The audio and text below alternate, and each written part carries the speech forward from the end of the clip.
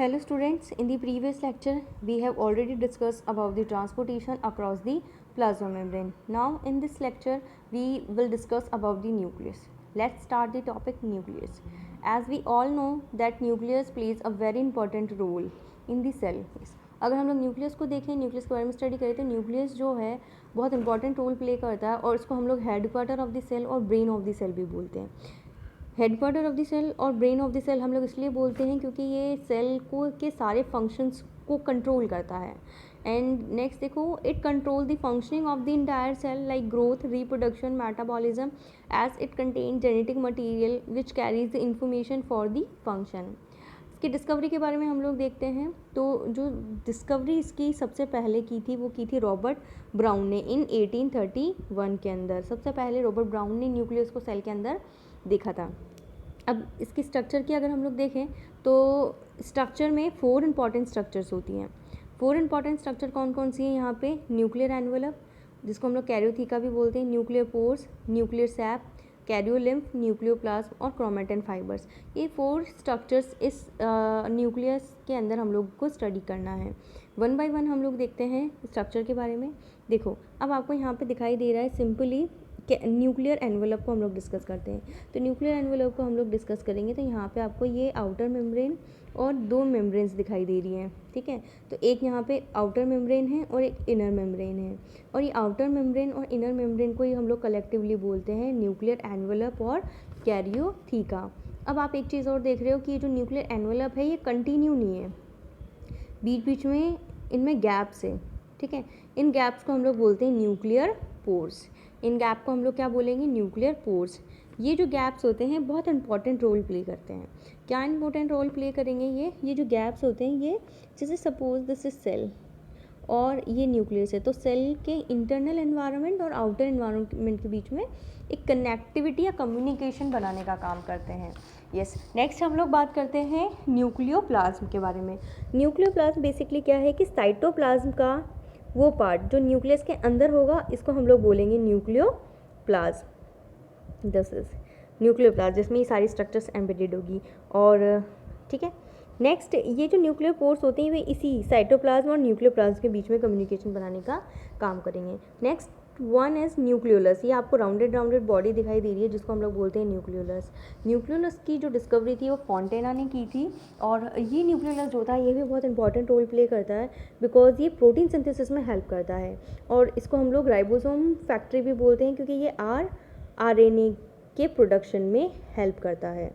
Yes, तो यहाँ पर इंपॉर्टेंट स्ट्रक्चर हम लोग डिस्कस कर चुके हैं। सबसे इंपॉर्टेंट स्ट्रक्चर जो हम लोग डिस्कस करने जा रहे हैं दैट इज़ क्रोमेटिन फाइबर और क्रोमेटिन मटेरियल भी हम लोग उसको बोलते हैं। तो आपको ये जो थ्रेड लाइक स्ट्रक्चर दिखाई दे रहे हैं दीज आर क्रोमेटिन थ्रेड भी हम लोग इनको बोलते हैं, क्रोमेटिन फाइबर भी इनको हम लोग बोल सकते हैं। ये जो क्रोमेटिन होता है ये बेसिकली DNA और प्रोटीन से मिलके बना होता है। यूकैरियोटिक सेल की बात हम लोग करते हैं तो इसमें प्रोटीन्स जो होते हैं वो हिस्टोन प्रोटीन्स, एक जो मेन कैरेक्टरिस्टिक फीचर है यूकैरियोट्स का, तो हिस्टोन प्रोटीन्स प्रेजेंट होते हैं इनके अंदर। और ये जो क्रोमेटिन फाइबर्स होते हैं यही जेनेटिक इन्फॉर्मेशन को कंटेन करते हैं या एक जनरेशन से दूसरी जनरेशन में ले जाने का काम करते हैं। Yes, next nucleus is absent in mature mammalian RBCs and in the sieve tube cells in phloem tissue of the plant. अगर हम लोग इसकी प्रेजेंस की बात करें तो सारी सेल्स में बेसिकली न्यूक्लियस प्रेजेंट होता है क्योंकि सारी मतलब सेल के सारे फंक्शंस को कौन कंट्रोल करेगा? न्यूक्लियस। बट मैमेलियन RBC जो मैच्योर मैमेलियन RBC है उनके अंदर न्यूक्लियस एब्सेंट होता है। यस, तो ऐसी सेल्स कैसी होती है? ई न्यूक्लिएटेड होती हैं। इन सेल्स को हम लोग बोलते हैं ई न्यूक्लिएटेड। तो मैमेलियन RBCs में एब्सेंट होगा। और सीव ट्यूब कहाँ प्रेजेंट होती है? प्लांट्स में जो फ्लोएम होता है उसमें फूड कंडक्शन का काम करती है, तो उनमें भी न्यूक्लियस एब्सेंट होता है। फंक्शंस की बात करें, यस, तो फंक्शंस में अगर हम लोग देखें the nucleus is the storehouse of genes, gene control the production of enzyme without which there cannot be any metabolic activity. Yes exactly, nucleus is the storehouse of genes, यानी कि अगर हम लोग बात करें यहाँ पे जो ये जेनेटिक मटीरियल है यानी कि ये जो क्रोमेटिन फाइबर है, ठीक है, ये क्रोमेटिन फाइबर बेसिकली किससे मिलकर बना हुआ है? DNA और प्रोटीन से। और DNA मतलब एक सेगमेंट जो फंक्शनल यूनिट है DNA की इसको हम लोग बोलते हैं जीन्स। यस, आगे देखो it also regulate the cell cycle. Cell cycle की अगर हम लोग बात करें तो सेल को डिवाइड कब करना है, कैसे डिवाइड करना है, ये सारी चीज़ कौन रेगुलेट करेगा, कौन कंट्रोल करता है, nucleus. Next, it is related to the transmission of hereditary character from parents to offspring। yes exactly, जैसे कि हमने अभी थोड़ी देर पहले देखा, जो क्रोमेटिन फाइबर्स होते हैं ये क्या कंटेन करते हैं, जेनेटिक इन्फॉर्मेशन। तो पेरेंट्स से जो ऑफस्प्रिंग्स होती हैं उनके अंदर ये जो इन्फॉर्मेशन ट्रांसमिशन का काम कौन करेगा, nucleus. Next function is the nucleolus synthesizing molecules necessary for the production of ribosome। yes, जो न्यूक्लियोलस के बारे में हमने थोड़ी देर पहले ही डिस्कस किया था। yes, इसके फंक्शन का हम लोग डिस्कस करें कि ये जो न्यूक्लियोलस होता है ये प्रोटीन सिंथेसिस या राइबोसोम सिंथेसिस में हेल्प करता है। नेक्स्ट, तो ये 4 फंक्शंस हम लोगों ने डिस्कस कर लिए हैं। यस डियर स्टूडेंट्स, हम लोग नेक्स्ट प्रोकैरियोट और यूकैरियोटिक सेल्स को डिस्कस करेंगे। देखो, on the basis of organisation, on the basis of organization, organisms are grouped into 2 categories. First one is prokaryotic cells, prokaryotes, or second one is eukaryotes। yes, prokaryotes और eukaryotes, इसको हमने किया है on the basis of organisation, cell के organisation के basis पे 2 part में divide किया है। अब प्रोकैरियोटिक, प्रो यानी कि प्रिमिटिव, प्रो यानी कि प्रिमिटिव, कैरियोटिक यानी कि न्यूक्लियस, यानी कि ऐसे सेल्स जो प्रिमिटिव है।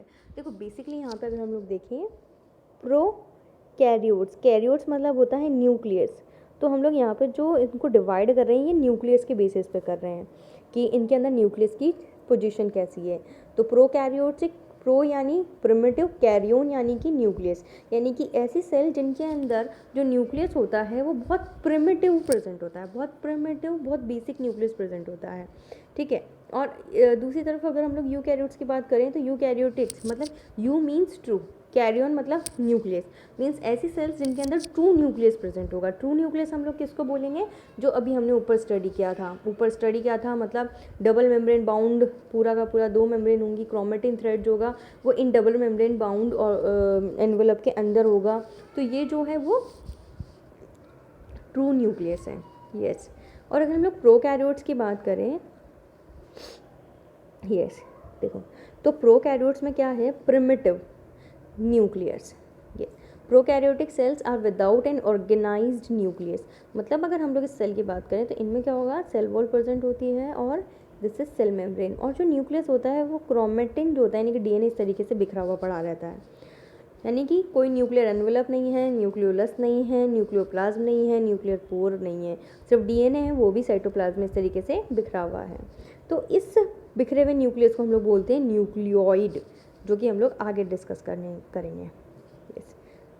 जबकि अगर हम लोग दूसरी तरफ यूकैरियोट्स की बात करें, यू यानी ट्रू और कैरियन यानी न्यूक्लियस, यानी कि इनके अंदर ट्रू न्यूक्लियस होगा। ट्रू न्यूक्लियस कैसा, जैसा हमने ऊपर देखा था इस तरीके से डबल मेम्ब्रेन बाउंड न्यूक्लियस होगा, न्यूक्लियोलस होगा, न्यूक्लियर पोर्स होंगे, और वो सारी स्ट्रक्चर जो अभी हम लोग डिस्कस कर चुके हैं। And have well developed nucleus and membrane bound organelle. Yes exactly, इनके अंदर मेम्ब्रेन बाउंड ऑर्गेनेल भी प्रेजेंट होते हैं, जबकि प्रोकैरियोट्स के अंदर मेम्ब्रेन बाउंड ऑर्गेनेल एब्सेंट होते हैं। नेक्स्ट देखो, सेल साइज जनरली स्मॉल, जो प्रोकैरियोटिक सेल्स होती हैं वो स्मॉल होते हैं 1 to 10 माइक्रॉन, और जो यूकैरियोट्स होते हैं जनरली लार्ज साइज के होते हैं 5 to 100 माइक्रॉन। सेल वॉल की अगर हम लोग बात करें, जो प्रोकैरियोट्स होते हैं नॉन सेल्यूलोजिक, यानी कि सेल्यूलोज की बनी हुई सेल वॉल नहीं होती है इनके अंदर, peptidoglycan. Most of the prokaryotes are bacteria, and bacteria की जो सेल वॉल होती है वो पेप्टिडोग्लाइकिन की बनी होती है।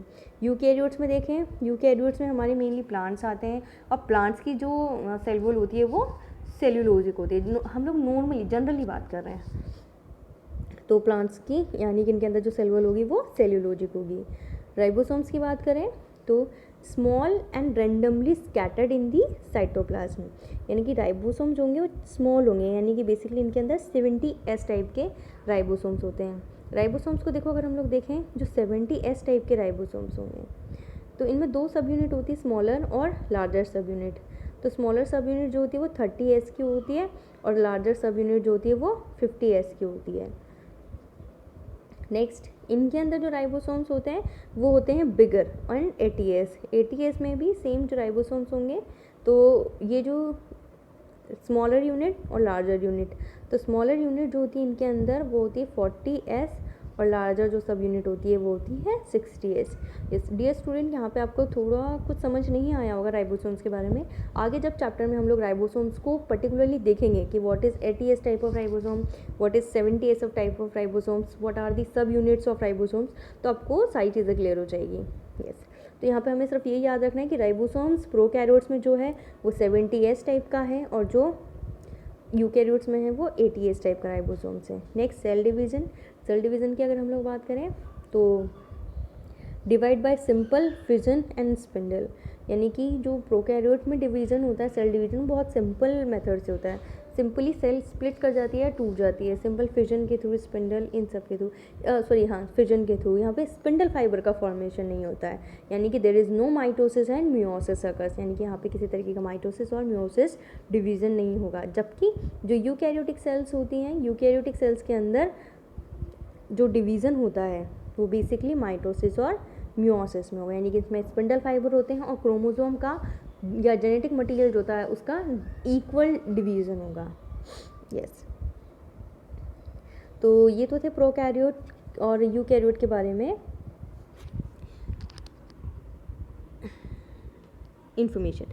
नेक्स्ट जो हम लोग डिस्कस करने जा रहे हैं दैट इज़ ये सेम थिंग जो डायग्रामेटिकली बताया हुआ है on the basis of organisation. एक तरफ प्रोकैरियोटिक सेल है और एक तरफ हमने ली हुई है यूकैरियोटिक सेल्स। यस अब यहाँ पे देखो ये जो यूकैरियोटिक सेल्स हैं इसमें हम लोग स्टडी करें प्लांट सेल और एनिमल सेल को। यहाँ पे ये जो है that is prokaryotic cells. Yes अब प्रोकैरियोटिक सेल में आप देख पा रहे हो यहाँ पे सेल वॉल है, आउटर मोस्ट कवरिंग, इसके अंदर सेल मेम्ब्रेन है और जिनका डीएनए है वो बिल्कुल प्रिमिटिव है, इस तरीके से बिखरा हुआ है जिसको हम लोगों ने बोला है न्यूक्लियोइड डीएनए। यस इसमें राइबोसोम्स हैं जो 70s टाइप के राइबोसोम्स हैं।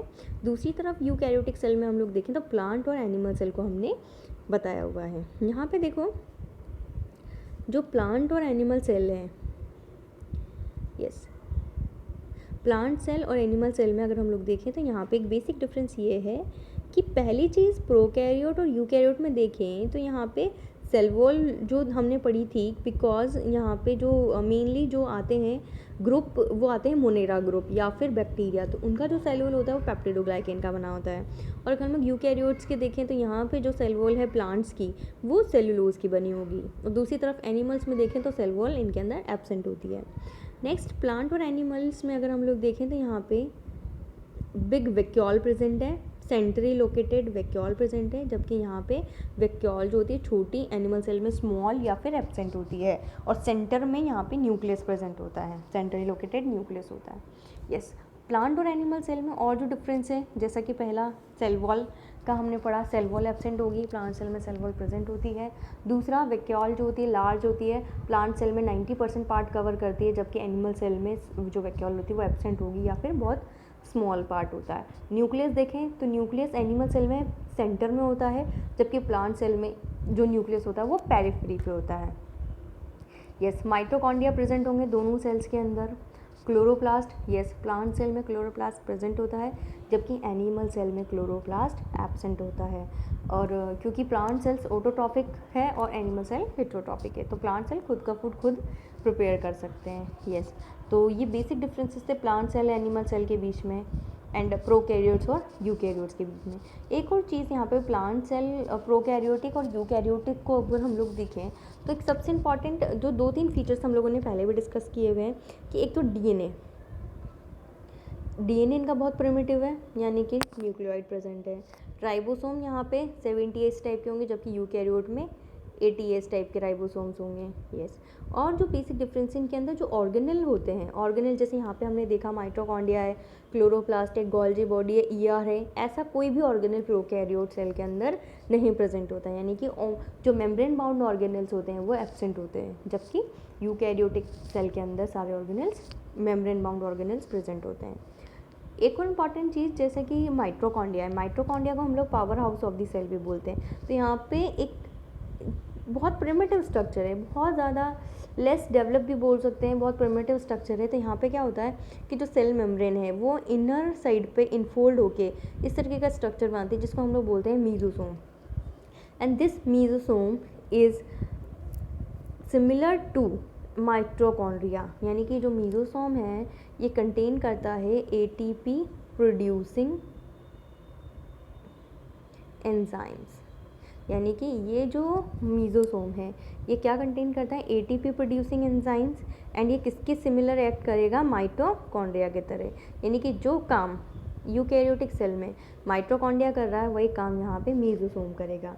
सेम वैसे ही जैसे प्लांट सेल में क्या प्रेजेंट होते हैं, क्लोरोप्लास्ट, यहाँ पे दिया हुआ है ये क्लोरोप्लास्ट है, ठीक है, क्लोरोप्लास्ट प्रेजेंट होते हैं। तो वैसे ही कुछ कुछ प्रोकैरियोटिक सेल्स में जो मेम्ब्रेन है, मेम्ब्रेन के अंदर ही थाइलाकॉइड्स प्रेजेंट होते हैं जिनको हम लोग बोलते हैं क्रोमेटोफोर्स, क्रोमेटोफोर। तो क्लोरोप्लास्ट की जगह पे यहाँ पे क्या प्रेजेंट होगा, क्रोमेटोफोर्स प्रेजेंट होते हैं, और ये क्रोमेटोफोर क्या करते हैं, फोटोसिंथेसिस में हेल्प करते हैं। यस डियर स्टूडेंट, ये टॉपिक हमारा यहीं कंप्लीट हो गया है। नेक्स्ट टॉपिक हम लोग नेक्स्ट वीडियो में कंटिन्यू करेंगे। Thank you.